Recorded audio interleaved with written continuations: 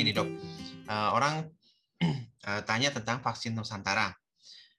Apakah mungkin dokter bisa ceritakan sampai sejauh ini, sampai hari ini, fase untuk uji klinis untuk vaksin Nusantara udah sampai di mana ya, Dok? Apakah uji klinis 1 atau 2 atau 3 sudah selesai atau belum ya? Mungkin bisa diceritakan, Dok, untuk vaksin Iya, Nusantara. iya, terima kasih atas pertanyaan Pak Feli.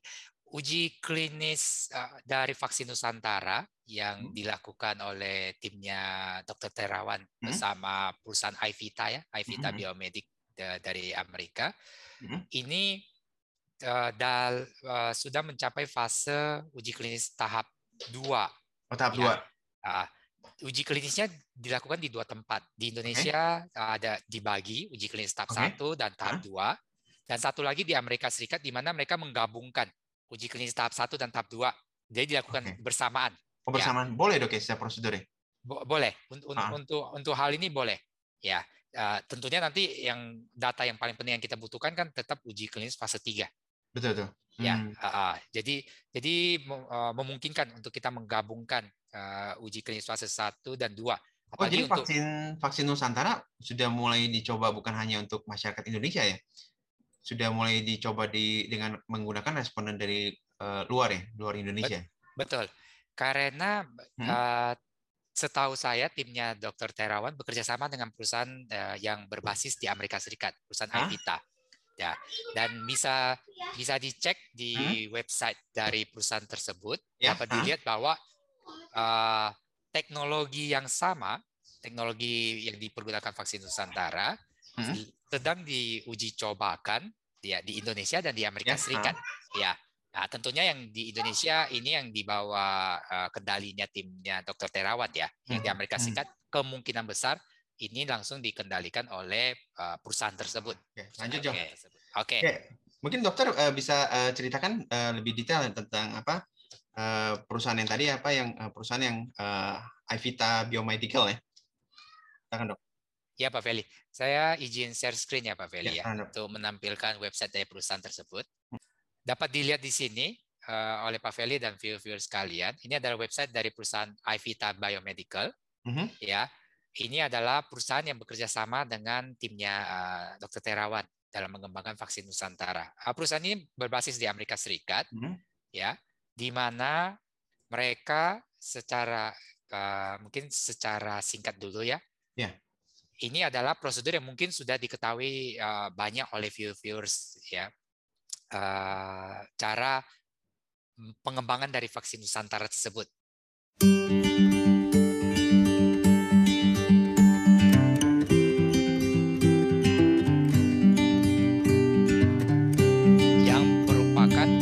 Yang menggunakan teknologi berbasis sel dendritik. Oke, sel dendritik. Jadi secara sederhana dapat dilihat di gambar ini yang ada kursor mouse saya ini adalah nanti dari pasien diambil darahnya lalu diisolasi sel yang kita sebut sel dendritik.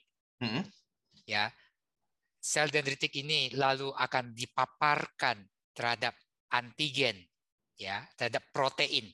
Nah, mungkin dokter bisa di sini sambil bisa cerita apa itu sel dendritik ya, Dok ya? Ya. Terima kasih Pak Felix. Ya, betul.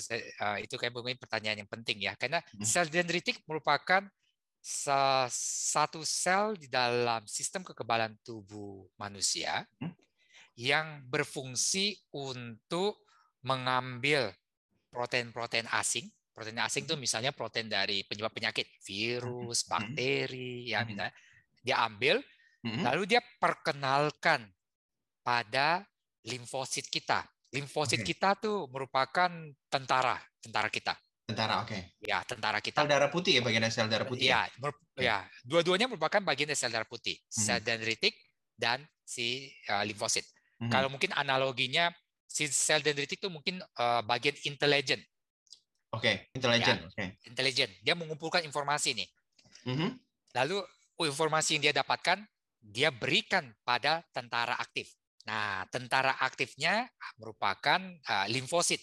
Ya, limfosit merupakan tentara aktif. Ya, prajuritnya ya, Dok ya? Prajuritnya, betul. Ya, dan limfosit ya akan mengenali informasi yang disampaikan oleh si sel dendritik. Oke. Ya, jadi di sini pentingnya sel dendritik karena sel dendritik merupakan sel yang nanti yang bertugas untuk menyampaikan, memperkenalkan protein asing kepada tentara dalam prajurit dalam sistem kekebalan tubuh kita, yaitu limfosit T dan limfosit B, Oke. ya, yang nanti yang terus akan teraktifkan, yang terus nanti akan membentuk antibodi di satu sisi, yang sisi lain mengaktifkan respon seluler, respon sel, yang terus nanti akan menyerang musuhnya ketika musuhnya masuk ke dalam tubuh kita. Oh, oke. Ya, jadi itu kegunaan dari sel dendritik. Dia merupakan bagian intelijen dari satu angkatan bersenjata lah, ya, analoginya seperti itu. Nah, kembali ke metodologi dari vaksin Nusantara, setelah darah diambil dari pasien, ya, misalnya nama pasien, bisa dilihat di sini bahwa satu perbedaan utama dari vaksin Nusantara dari vaksin yang lain adalah dia bersifat individualistik. Dalam pengertian karena kita membutuhkan sel dendritik yang tadi saya analogikannya sebagai bagian intelijen, ya, bin-nya, ya, Badan Intelijen Nasionalnya sistem kekebalan tubuh kita nih. Ini diambil dari darah pasien, ya, darah individu tertentu. Nah, makanya tip vaksin Nusantara bersifat individualistik, berbeda dengan vaksin COVID yang lain, ya, yang satu produk bisa diberikan secara luas kepada banyak orang. Kalau salah itu ya dok ya, waktu prosesnya dari si penerima vaksin itu pertama sih diambil sampel darah dulu ya. Betul. Itu kemudian prosesnya setelah diambil sampel darah, terus darahnya diproses seperti apa dok? Mungkin bisa ceritakan lebih detail?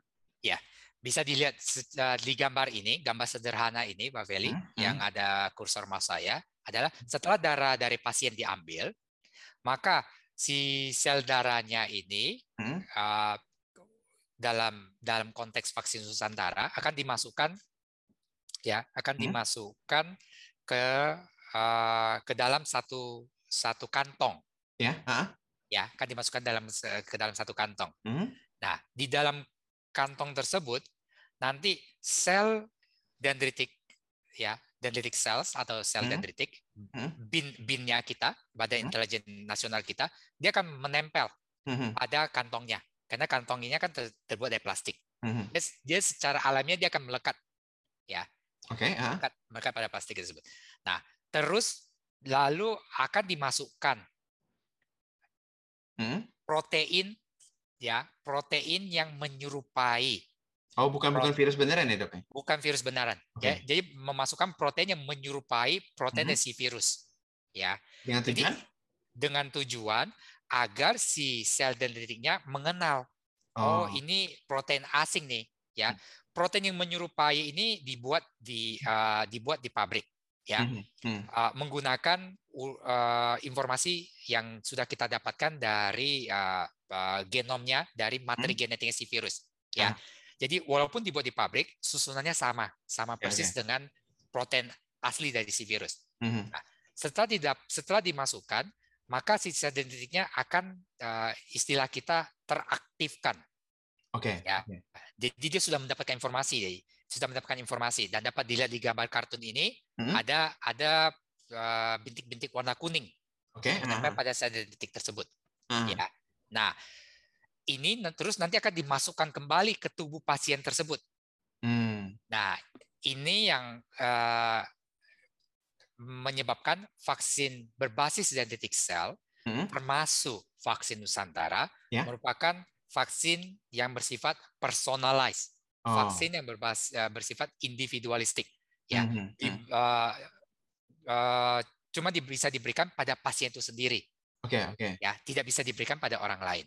Ya, jadi ini perbedaan utama antara vaksin Nusantara dengan vaksin lain. Nah, mungkin kalau saya boleh melanjutkan tadi Pak Feli bertanya, oh bukan protein virus ya, bukan protein asli dari si virus, bukan, dia menggunakan protein buatannya. Dan beberapa vaksin COVID yang lain juga menggunakan protein buatan, Oke.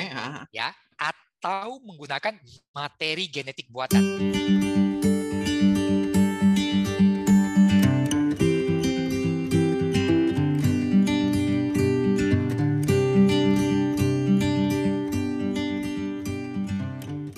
Ya, Mungkin bisa kasih contoh, Dok.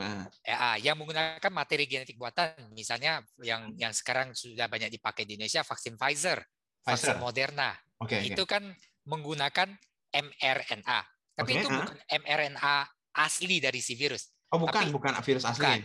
mRNA tiruan.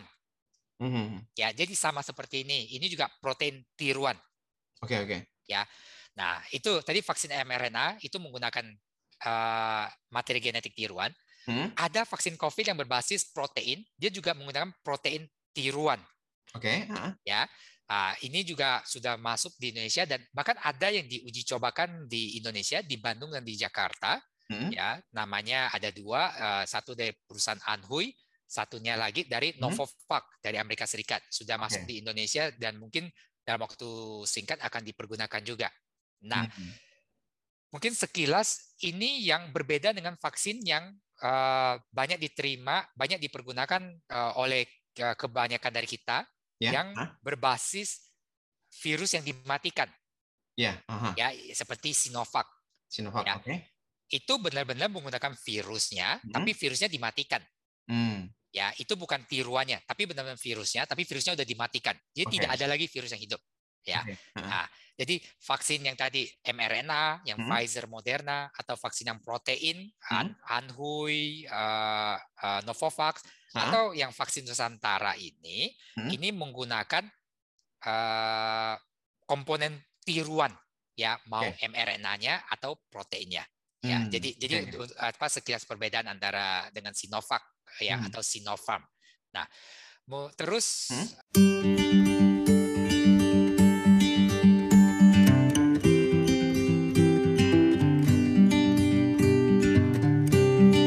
setelah diberikan ke tubuh pasien, harapannya apa kan? Iya, betul. Harapannya apa? Harapannya adalah jadi yang terjadi di luar, yang ada anak panahnya ini, ya, ini merupakan proses yang dipergunakan vaksin berbasis dendritic cell, termasuk vaksin Nusantara. Ya, darah diambil, yang kita istilah medis adalah leukapheresis, ya, terus diambil sel dendritiknya, terus diperkenalkan dengan protein tiruan, ya, termasuk ada zat yang memicu dia untuk tumbuh, terus sudah matang, terus baru dimasukkan lagi ke dalam tubuh pasien tersebut. Nah, harapannya apa? Ketika dia masuk ke dalam tubuh pasien, maka si sel dendritik tersebut akan mengaktifkan prajurit kita. Oke. Ya kan? Tadi si sel dendritik itu si agen rahasia, ya, badan intelijen. Ya. Prajurit kita kan limfosit T dan B, ya. Nah, yang gambarnya adalah ini, yang apa lingkaran warna biru ini. Dia si tentara ini perlu mendapatkan informasi. Informasinya didapatkan dari si sel dendritik. Nah, ketika sudah didapatkan, dia menjadi aktif, si tentaranya aktif, dia tahu, oh, musuhnya ini seperti ini nih. Kalau kita ngomong soal COVID, musuhnya adalah virus, ya, ada protein A, B, C, D. Maka si tentara kita jadi siaga. Ya, untuk mengantisipasi ketika ada serangan. Nah, gambar yang di sini agak berbeda karena gambar ini lebih lebih ditujukan untuk pengobatan kanker. Oh, awalnya di sana ya. Betul. Mungkin Dok bisa cerita, Dok, ya.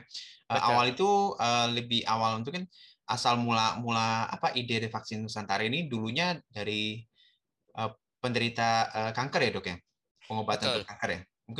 Diketahui di sini oleh teman-teman viewers adalah bahwa si perusahaannya, karena perusahaan berbasis Amerika, mereka juga merencanakan untuk melakukan uji klinis fase 1-2 di Amerika Serikat.